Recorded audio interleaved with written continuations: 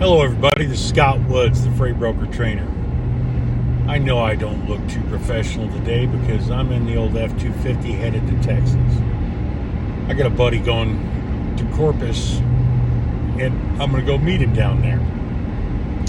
But we're going to make a little video to kind of teach you guys some things, some little tidbits. And I only give you tidbits on these videos that I throw up on YouTube. Because if you really want to learn how to broker freight, you'll take my class. If you want to learn how to broker freight correctly, that is, and profitably. Now, if you don't want to learn how to broker freight correctly and profitably, then you'll watch some of these idiots on YouTube. I've been watching them all day. And 3 of them took my class, which two of the 3 that are on here took my class just about 3 months ago. Now they're teaching people how to broker freight. Isn't it funny? They haven't moved their first damn load yet, probably.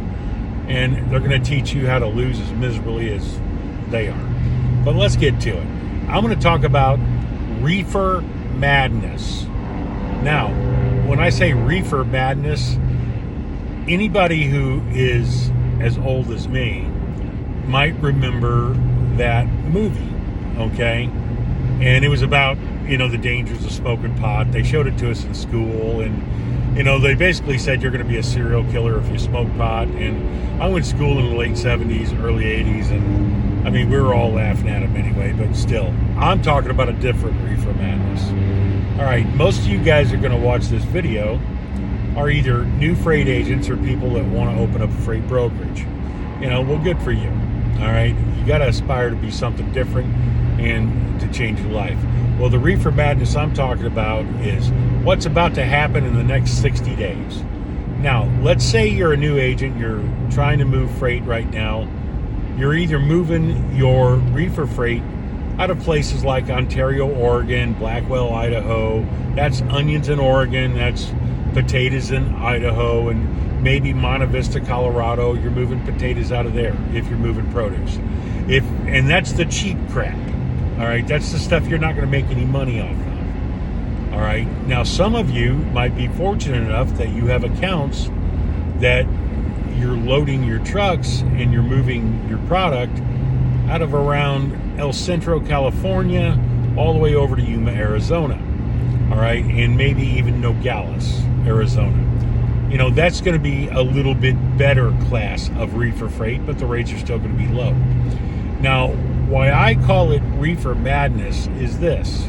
In 60 days, all that produce down in those areas of Southern California and Arizona is going to disappear. And you'll have to forgive me. I'm actually playing pilot car to get to Texas, so I can go down there for free and actually make about $2,000. All right?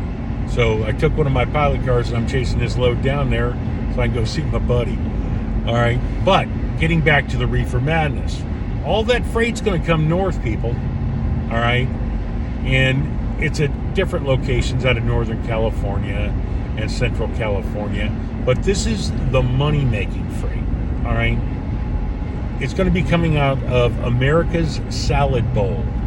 And when you're picking up that freight in the Bay Area and in Central California, right now diesel is at $8 a gallon in freaking Northern California around the Bay Area. And by that time, it's probably going to be at $9.50, maybe even $10 a gallon. Now, imagine this. For those that are already in the industry, you know what I'm talking about. All right. There are going to be 11 to 1,200 loads every day on that load board. There's going to be 120 trucks. And like the video I just put up yesterday on fuel, capacity, and rate negotiation, you're going to have to learn how to negotiate good or you're not going to make anything. If you know how to negotiate well and you have pre-existing relationships with carriers, you're going to make a fortune. All right? A lot of people look at high fuel prices as a negative, and it's not. Fuel is just the cost of doing business. Yes, when you're bidding dedicated lanes, you should always include a fuel surcharge. If you're bidding like for instance, if you bid your dedicated lanes about 6 months ago, like most of us do, then your fuel surcharge right now would be at around 38%. All right, and that's where mine are at on the dedicated freight that I have. But if you're doing the spot market stuff, you're kind of on your own, and you just got to get out there and beg, borrow, and steal and ask for more money. All right, well, and that's if you're a broker and if you're a truck. I mean, contrary to what trucks want to believe and want to whine about, the broker doesn't keep the rates down artificially. That's not in our best interest, as I said yesterday. A lot of these trucks just don't know any better. They go out and get their operating authority, they get their insurance, they got themselves so leveraged, and they really don't know anything about the industry like a lot of you guys, all right? Well, you'll hear some of them on these social media groups. I'll just park my truck, I'll just do this, I'll just do that, unless I get $5-6 a mile. No, they're not, all right? Look, I don't want to sound like a jerk, all right? But the majority of these smaller companies and owner-operators, they're leveraged so much. If they park that truck, the finance company's coming to get it. They're one truck payment away from going out of business. So, for lack of a better term, don't buy into that bullshit.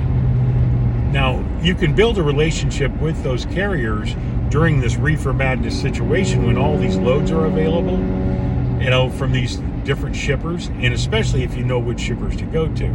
Well, that's what I show you in my class, because I ain't going to tell you how to find them here. I'll let you guys get these free shippers list that I always see on Facebook. Hey, I've got a free shippers list. I got a free shippers list. People, wake up.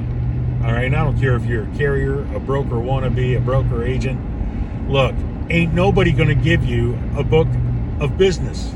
Ain't nobody going to give you a book of people that are shipping if that freight's worth of shit. Think about it. Don't be so gullible. Don't be so stupid.